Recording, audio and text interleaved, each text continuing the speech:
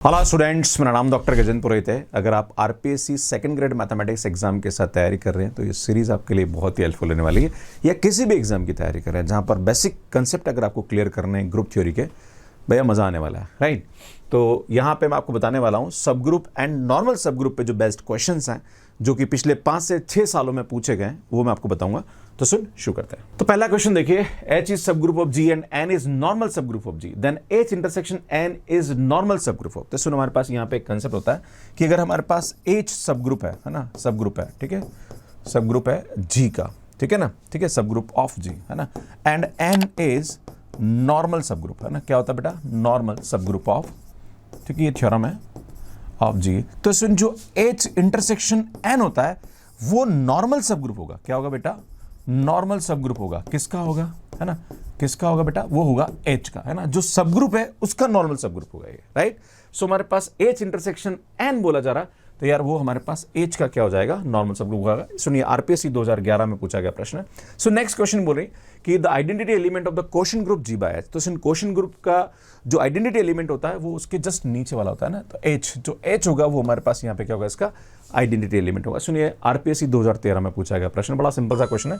जो भी हमारे पास क्वोशिएंट ग्रुप होता है तो उसका जो डिनोमिनेटर होता है वो एज ए आइडेंटिटी की तरह काम करता है। सो नेक्स्ट देखिए क्या बोल रहा है, H and K are the two subgroup of G such that G is equal to H into K, and आपसे पूछा रहा है कि G by H is isomorphic to K and G by K is isomorphic to H। तो मैं आपके सामने एक एग्जांपल लेता हूं। मान लीजिए मैंने ले लिया Z10, है ना, और ये मैं लिख रहा हूं Z2 into Z5 जैसा। बेटा लिख सकता हूं मैं, तो मैं ऐसा लिख सकता हूं क्या? Z10 upon Z2 is isomorphic to Z5 and Z10 upon Z5 is isomorphic to Z2। बेटा लिख सकता हूं भैया, क्या तकलीफ है? लिख सकते हैं। तो यार ये तो करेक्ट है, हमारे पास दोनों ही स्टेटमेंट करेक्ट है। तो सुन, यहाँ पे हमारे पास सी ऑप्शन क्या आ जाएगा? करेक्ट आ जाएगा। ये आरपीएससी 2016 में पूछा गया प्रश्न था। सुन देखिए यहाँ पे, एवरी सब ग्रुप ऑफ इंडेक्स 2, भैया ये हमेशा नॉर्मल होता है, तो हमारे पास बी ऑप्शन क्या आ जाएगा? करेक्ट आ जाएगा। तो इस प्रकार से इसको बहुत इजीली हम कर सकते हैं। सो नेक्स्ट क्वेश्चन देखिए, H star with the normal sub group of G star, मतलब ये जो है ये G का एक नॉर्मल सब ग्रुप है and G by H star form a group. तो ये हमारे पास अगर कोई भी सब ग्रुप किसी ग्रुप का नॉर्मल सब ग्रुप होता है तो उसका जो क्वोशिएंट ग्रुप है वो डिफाइन होता है और वो हमेशा ग्रुप होता है, राइट। तो G बाय H हमेशा ग्रुप होगा, उसको हम क्वोशिएंट ग्रुप बोलते हैं। तो यार ये पूछा रहा कि फॉल्स स्टेटमेंट क्या था? ये तो ट्रू है। ऑपरेशन स्टार, भैया ग्रुप है तो एसोसिएटिव तो होगा ही। G by H has an identity element, बेटा ये जो H होता है ये आइडेंटिटी एलिमेंट होता है, डिनोमिनेटर है ना, यार ये भी हमारे पास ट्रू है। ये बोला कि A inverse H is not the inverse of H, भैया ये इसका इनवर्स एलिमेंट होता है, राइट। तो यार ये हमारे पास क्या जाएगा? फॉल्स स्टेटमेंट हो जाएगा। मतलब A इनवर्स H जो होता है वो A स्टार H का क्या होता है? इनवर्स होता है। ये बोला not, which is not correct, right.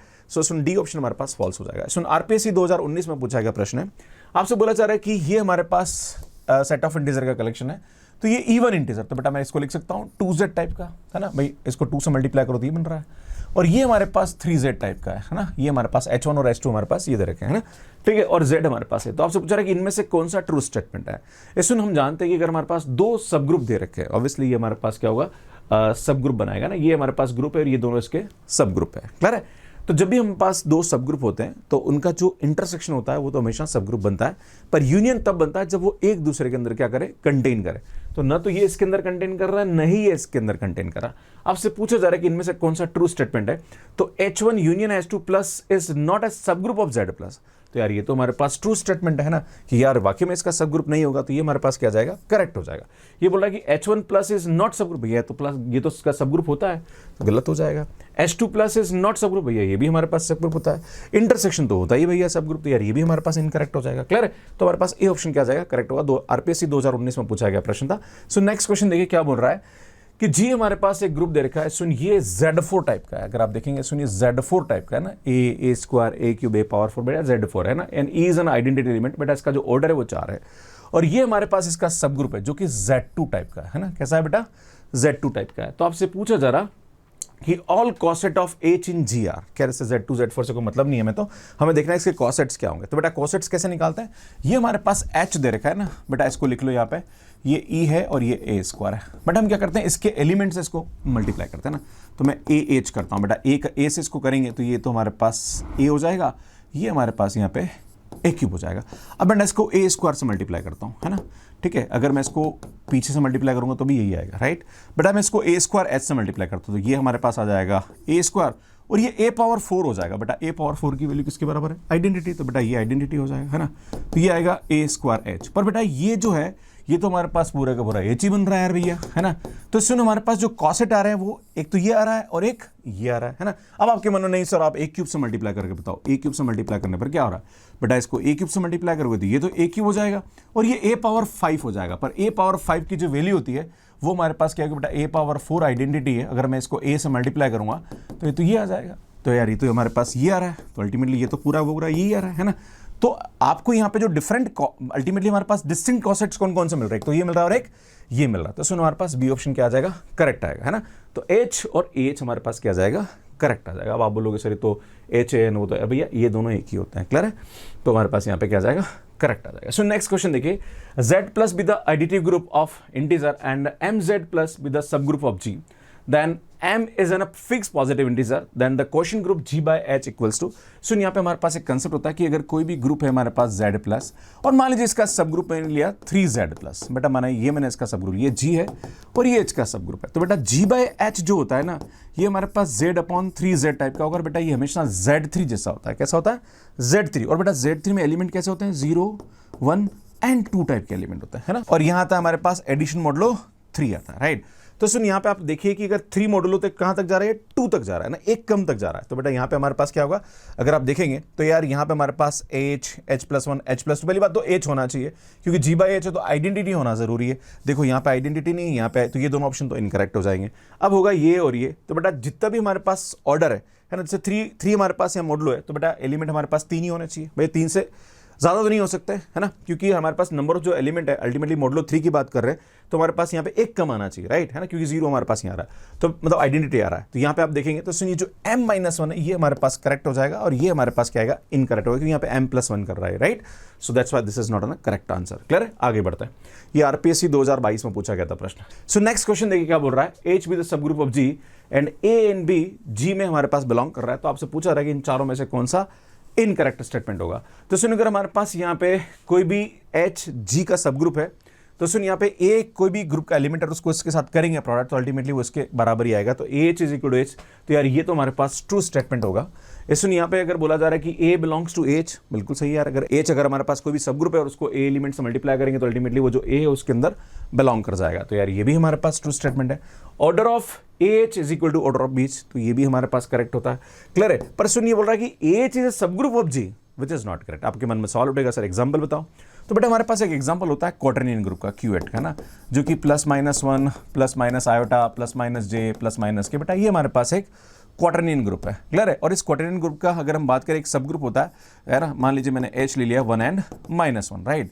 अगर मैं इसका कॉसेट निकालूं आयोटा H की वैल्यू निकालता हूं तो बेटा आयोटा H होगा वो आयोटा एंड माइनस आयोटा आएगा। पर बेटा ये जो आयोटा H है ये Q8 का सब ग्रुप नहीं होता है। So that's why this statement is false. आपसे पूछा रहा है कि इनकरेक्ट स्टेटमेंट कौन सा है? तो यार ये हमारे पास क्या आएगा? इनकरेक्ट हो जाएगा। सो नेक्स्ट क्वेश्चन देखिए अगला क्या बोल रहा है। ये हमारे पास अगेन Z4 टाइप का हो रहा है ना। बेटा a square a cube a power 4 identity है और H हमारे पास ये दे रखा है and G itself are 2 sub group then order of element a square comma है वेयर H क्रॉस G। तो बेटा ये जो एलिमेंट है ये H से आ रहा है, ये एलिमेंट G से आ रहा है, राइट। आपसे पूछा जा रहा कि यार ये डायरेक्ट प्रोडक्ट टाइप का है ना कंसेप्ट है, पहला एलिमेंट पहले से आएगा दूसरा एलिमेंट दूसरे से आएगा। तो आपसे पूछा रहा है कि इसका ऑर्डर क्या हो रहा है। तो इसमें ऑर्डर का मतलब क्या होता है? हम यहाँ पे क्या करते हैं इसको मल्टीप्लाई करके देखते हैं ना। तो अगर मैं एक बार ऐसा करता हूँ a स्क्वायर a करता हूँ है ना, 2 बार करता हूँ। अगर मैं इसको 3 बार करूँ है ना, क्या करूँ बेटा? इसको 3 बार करता हूँ है ना, देखता हूँ यार क्या हो रहा है 3 बार करने पर क्या आइडेंटिटी आ रहा है। इसमें मैं इसको 4 बार भी क्योंकि तो हमारे पास ऑप्शन में एक तो हो नहीं रहा है, इसमें ये तो आइडेंटिटी के बराबर आएगा नहीं है ना। तो a मतलब ये 1 ऑर्डर तो हो नहीं सकता इसका, है ना।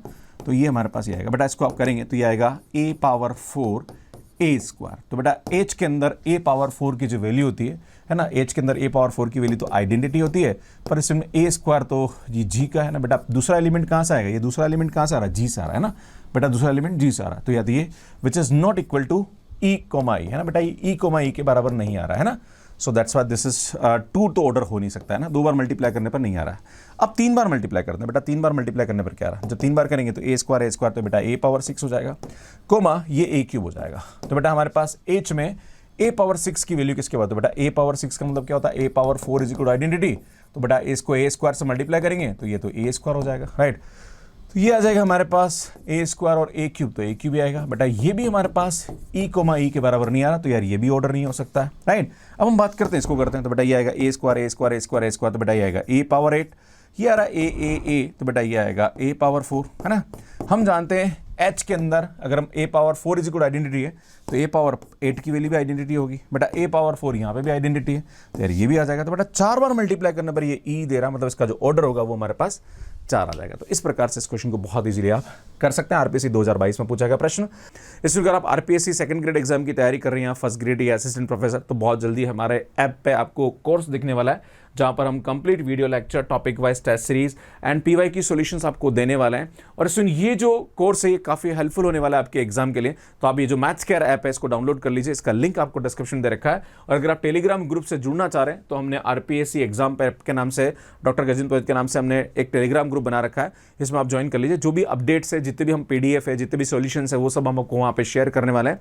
इसका जो लिंक है वो भी आपको डिस्क्रिप्शन में मिल जाएगा। बाकी जितने भी मैंने आरपीएससी के जो प्रीवियस ईयर क्वेश्चन के सॉल्यूशंस डाले हैं उसकी प्लेलिस्ट आपको यहाँ जाके मिल जाएगी, और यहाँ जाके चैनल को सब्सक्राइब कर सकते हैं। आप सभी का बहुत बहुत धन्यवाद। Thank you, bye bye.